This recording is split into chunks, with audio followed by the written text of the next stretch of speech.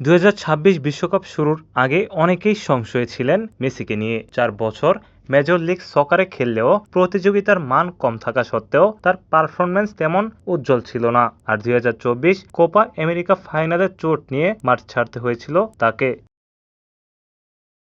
তবে বিশ্বকাপ শুরুর পর থেকেই নিজের জাত চিনিয়েছেন আর্জেন্টাইন এই মহাতারকা। ফাইনালের আগে এখন পর্যন্ত 8 গোল করে কিলিয়ান এমবাপ্পের সঙ্গে যৌথভাবে শীর্ষ গোলদাতার আসনে আছেন লিওনেল মেসি। সঙ্গে সবচেয়ে বেশি 34টি শট নেওয়ার রেকর্ডও তার।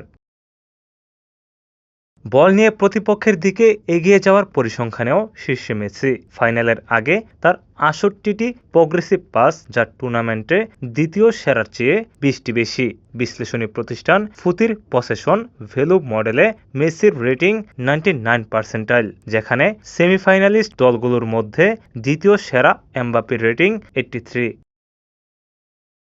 প্রতিবেদনে বিশ্লেষক মাইকেল কেইলির উদ্ধৃতি দিয়ে বলা হয়েছে, মেসি তার প্রজন্মের সেরা খেলোয়াড় ছিলেন না, বরং তিনি ছিলেন একসঙ্গে 3 জন সেরা খেলোয়াড়ের সমান: গোলদাতা, সুযোগ সৃষ্টিকারী ও বল এগিয়ে নেওয়ার ক্ষেত্রে।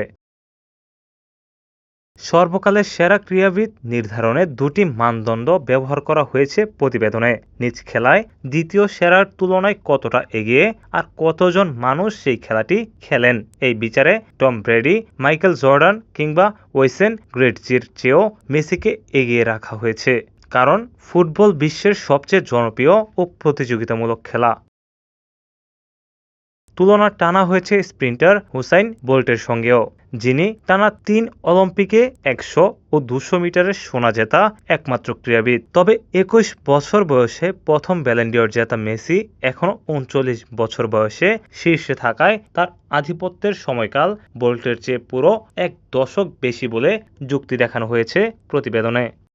ATV USA sports desk.